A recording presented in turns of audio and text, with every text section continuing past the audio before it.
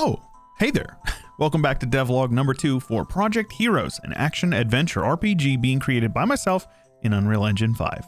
If you missed the intro to this series, I'll have it linked in the description. It'll be helpful to kind of get you caught up to where we are today. But to recap in short, the project has made a lot of progress, and I've implemented a complete class selection along with character customization system, established per class base stats as well as per class stat growth to complement the created leveling system, a rudimentary combat system, as well as NPC enemies who will spawn, patrol routes, or wander in a region and pursue the player if they see them. There's a lot to cover today, as I have been in the salt mines working on Project Heroes, and I have never been more motivated. Before I actually get into the devlog, I do want to say that I sincerely appreciate all of the wonderful people who have joined me on this journey since I posted the first devlog. I didn't really have any expectations, but the enormous amount of support and the kind words that were given in the comment section really kicked me in the butt with some motivation to progress on this game. I received a couple of comments about using Cinti assets, which I didn't even know was like borderline taboo in the indie space, and it's like associated with asset flip projects. I've never heard that before, and I follow a lot of video game news stuff, so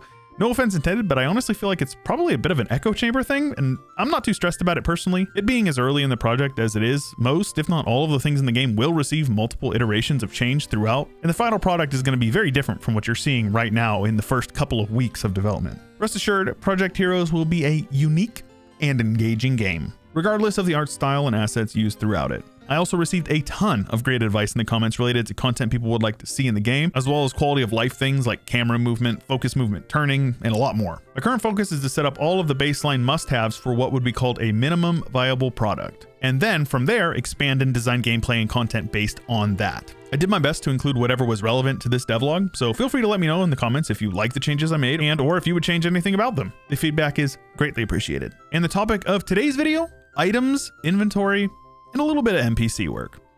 As I had mentioned in the first devlog, I went through a couple of iterations of an inventory system and none of them really clicked with me, and I struggled to think about how I wanted to present the player's inventory and manage items. I knew that I wanted a relatively simple inventory and equipment system, as the primary gameplay loop is supposed to be about training, improving, selling loot, and progressing, but that doesn't mean that I can just neglect the fun systems that hold all of those different aspects of the gameplay loop together. While doing some research, I stumbled upon a small YouTube channel called UnrealClick.o. And this channel is entirely dedicated to creating an RPG in Unreal Engine 5 from the ground up, notably including inventory systems. There's also much more to it. If you're looking for a base to grow an RPG project off of, this dude will have you covered. I'll have his channel and his Discord linked in the description. He's super responsive in his Discord server, and it's really clear that he's super knowledgeable about what he's talking about. So he helped me out a lot with the setting up of systems that I'll be showing today. If you end up making your way over to his Discord server, let him know I sent you. He's a cool dude. And I know that I said that today was about inventory and stuff, but I did do a couple of cool quality of life things like movement. I set up an 8-way directional movement system. So now my character, when they're in focused movement mode, will kind of step to the direction that they are rather than just kind of moonwalking in place Michael Jackson style. I thought that that was a really nice touch, and I think it'll make the game look a lot less like, you know, a prototype. But yeah, the big thing for today was items, and following Click's tutorial, I had set up an inventory system. Don't mind the placeholder art, and you are now able to equip items. They don't do anything quite yet, but it will attach said items to various slots on the character, and it will follow the 8-way directional movement and all that stuff. So it's actually physical assets that are attached to your character. And I actually was looking at that placeholder art for a lot longer than you might think, and so I was excited to finally get a preview actor set up. And like I said, when you attach your equipment, it will attach to the character, and the preview actor actually reflects that as well. Also, certain things like two-handed swords or two-handed weapons in general will replace your main hand as well as your offhand slots, so it's dynamic and, you know, obviously will require less micro from a player. We then took some time to set up some rudimentary tooltips for items, so when you open up your inventory and you hover over said items, it will show various tooltips. They're not functional right now except for the name and all that stuff, but we got them in, and now we can expand upon them. And the next natural step of the progression was to add rarity to said loot. I'm not exactly sure the best way to show it, so for right now I just have a little sunburst. That is the color of the rarity. I then made some progress on the actual tooltip, so it will reflect the rarity as well as base stats that you will receive from said item. And throughout this whole process, I was going through and editing the UI, making it look pretty, trying to, at least. Got my general stats set up there. Still not functional, but, you know, should eventually reflect the sort of stuff that you would be seeing from your actual player, including the stats from items.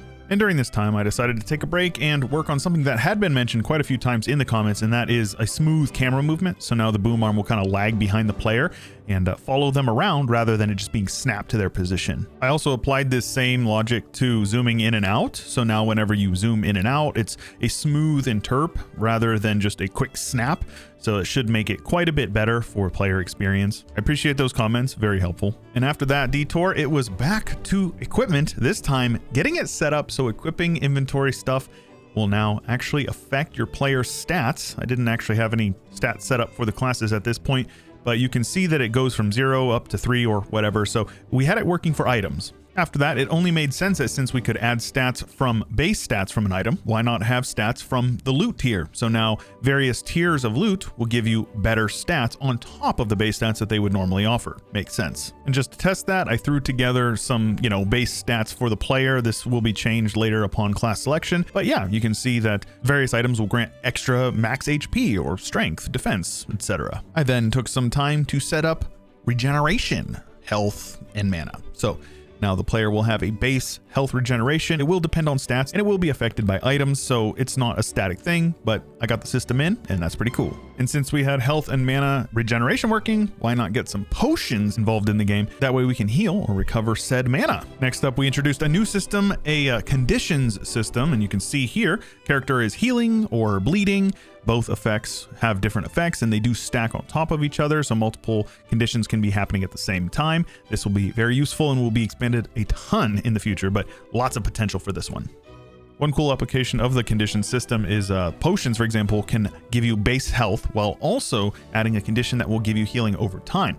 I also took some time during this time to sort out splitting off inventory items to drop. You can split any number from the stack to drop them or destroy them. And after a bit of time and some troubleshooting, I finally set up the next big system, which would be a trader NPC. If you interact with them, they have their own inventory, they have their own gold amount. It wasn't established yet in this time, but you can see that we can buy and or sell from them. The inventories are per character, so every trader can have a different inventory. Every item in said inventories will be specific to those inventories with their own stats and rarity. And you can see here that I set up the merchants with their gold and the player has their gold. The player doesn't have any gold right now, but if they did have enough, they would be able to purchase items from the trader and the trader would be able to purchase items from the player. And after a bit of troubleshooting, I managed to sort out a buy price, sell price system. Right now, it's just a static. You buy for 5 times more than you can sell for, but I'll probably incorporate a price based on the relative worth of an item based on rarity and stats and stuff like that in the future. And this whole time I had been using that new 8-way movement system and I had broken it and I couldn't use any animations other than running. So I had a bunch of troubleshooting to do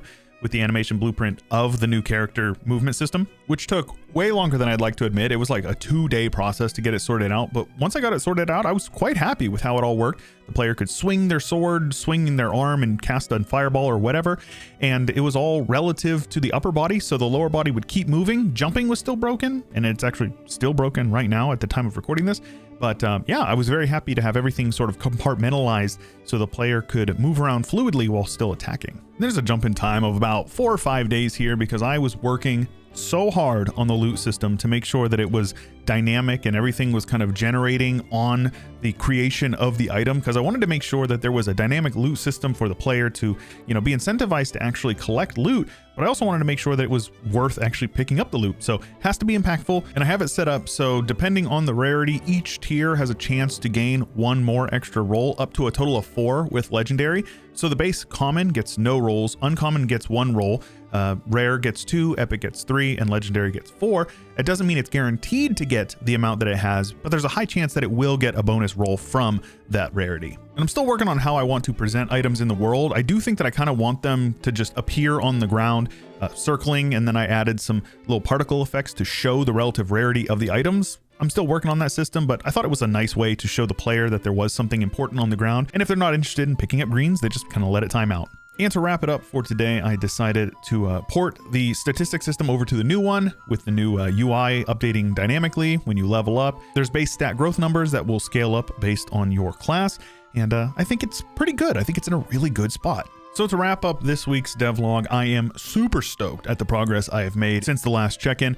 I think that the groundwork has been laid and pretty ready to actually get started on some actual content design here. The major systems are all in place and I've set them up to be as scalable as humanly possible. So I think that we're in a pretty good spot to get working on some diversity of the content now and fixing a couple of bugs like the movement stuff. I have no experience with level design, so I'm a little nervous about level design. This is just, you know, a demonstration map from Cinti, and I will not be using any of the Cinti demonstration stuff. I'm planning to make all of the maps from scratch, but I'm curious what you guys think about everything so far, and if you have any feedback, please make sure you leave it in the comments, and if you enjoyed the video, leave a like and subscribe to the channel if you want to follow along with Project Heroes. I can't believe how successful the first video was. I was expecting maybe a couple hundred views, but yeah, we hit 10,000 in like a week, and I was just blown away. I appreciate you all for tuning in. I appreciate your time, and I'll see you in the next one.